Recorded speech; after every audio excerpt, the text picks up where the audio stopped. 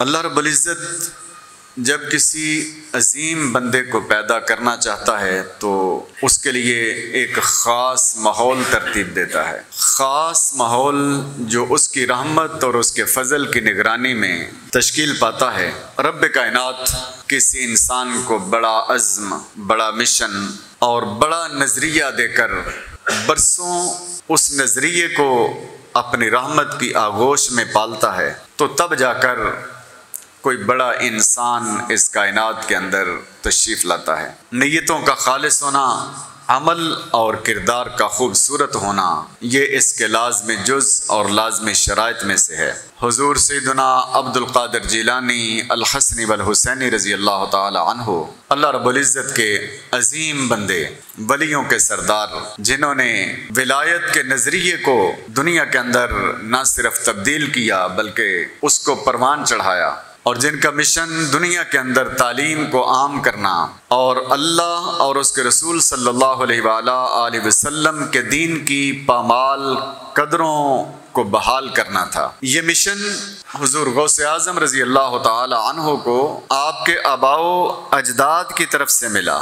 آپ نے واقعہ سنا ہوگا کہ ایک نوجوان اپنے سفر کو نکلتا ہے، بھوک لگی ہوئی ہے لیکن کھانے کا کوئی سامان نہیں۔ ندی کے کنارے چلتے ہوئے ایک سیب ندی کے پانی کے اندر بہتا ہوا اس نوجوان کی نظروں میں آتا ہے، اور بھوک سے بے حال وہ نوجوان اس سیب کو پکڑ کر کھا لیتا ہے۔ سیب کھا کر یہ خیال آتا ہے کہ نہیں معلوم سیب کہاں سے آیا، کس کے باغ سے ٹوٹا، اس کا مالک کون ہے۔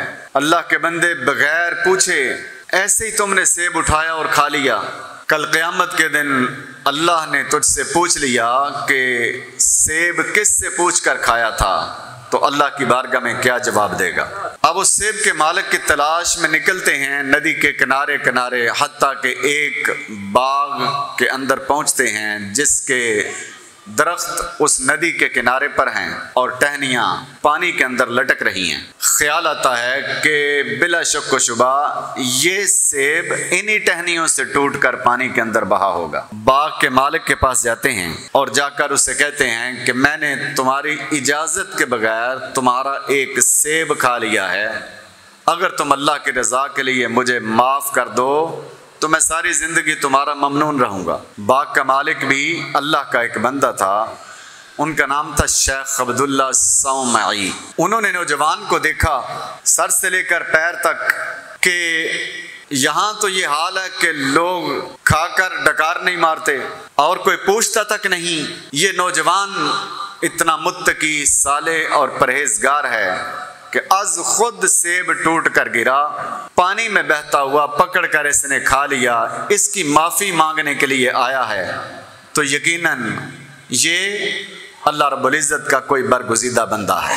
باغ کے اس مالک کی ایک بیٹی ہے اور باغ کے مالک کے دل میں آتا ہے کہ یقیناً یہی نوجوان میری بیٹی کے قابل ہے، لیکن امتحان لیتا ہے، کہتا ہے کہ ٹھیک ہے تم آئے ہو معافی مانگنے، تم میں معاف کریں گے، لیکن دو شرطیں ہیں میری، ایک شرط پوری کرو تو دوسری اس کے بعد بتاؤں گا۔ کہا کیا شرط ہے؟ کہا 10 سال میرے باغ کی رکھوالی کرو۔ قبول ہے مجھے۔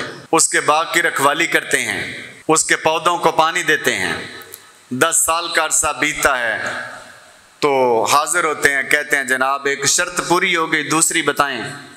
تو کہا میری ایک بیٹی ہے جو نابینی ہے، بہری ہے، اپاہج ہے، لولی لنگڑی ہے، اگر تم اس کے ساتھ شادی کرنے کے لیے تیار ہو جاؤ تو میں تمہیں معاف کر دوں گا۔ تو شیخ ابو صالح جنہوں نے وہ سیب کھایا تھا، انہوں نے کہا کہ میں آخرت کے اندر اس سیب کا حساب نہیں دے سکتا، جیسی بھی ہے تمہاری بیٹی مجھے منظور ہے، میں نکاح کرنے کے لیے تیار ہوں، تم اللہ کی رضا کے لیے مجھے معاف کر دو۔ نکاح ہوتا ہے، اپنے مخصوص وقت میں دلہا اپنی دلہن کے کمرے کے اندر جاتا ہے تو دیکھتا ہے کہ کمرے کے اندر ایک خوبصورت لڑکی جس کی آنکھیں بھی صحیح ہیں، جس کے ہاتھ بھی بالکل صحیح ہیں، کھڑی ہو کر استقبال کرتی ہے، مطلب ہے کہ ٹانگیں بھی بالکل صحیح ہیں، آواز دیتے ہیں جواب دیتی ہے، مطلب کان بھی بالکل صحیح ہیں۔ لیکن مالی نے تو کہا تھا کہ اندھی ہے، بہری ہے، گونگی ہے، اپاہج ہے۔ دوڑتے ہیں مالی کی طرف کہ جناب لگتا ہے کوئی غلطی ہو گئی، کوئی کوتاہی ہو گئی، کیا ہوا؟ تو کہا کہ میرے کمرے کے اندر ایک ایسی عورت موجود ہے جس کی آنکھیں بھی صحیح ہیں، آپ نے کہا تھا اندھی ہے، اس کی زبان بھی صحیح ہے، آپ نے کہا تھا گونگی ہے، اس کے کان بھی صحیح ہیں، آپ نے کہا تھا بہری ہے، اس کی ٹانگیں بھی صحیح ہیں، آپ نے کہا تھا اپاہج ہے۔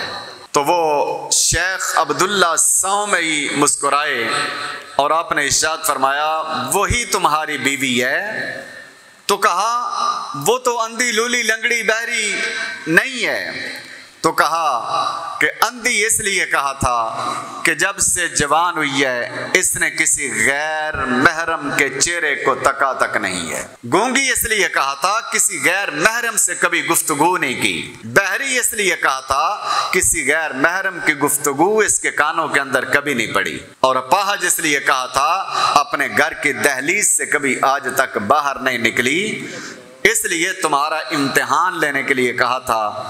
تو شیخ ابو صالح نے کہا کہ میں اللہ رب العزت کی عطا پر بالکل راضی ہوں۔ اس لیول کا متقی نوجوان اور پرہیزگار نوجوان جب اس انتہا کی متقی اور پارسا عورت کے ساتھ نکاح کرتا ہے، اس نکاح کے بدلے میں اللہ رب العزت ان کو سید عبد القادر جیلانی الحسنی والحسینی رضی اللہ تعالی عنہ جیسا بیٹا عطا فرماتا ہے۔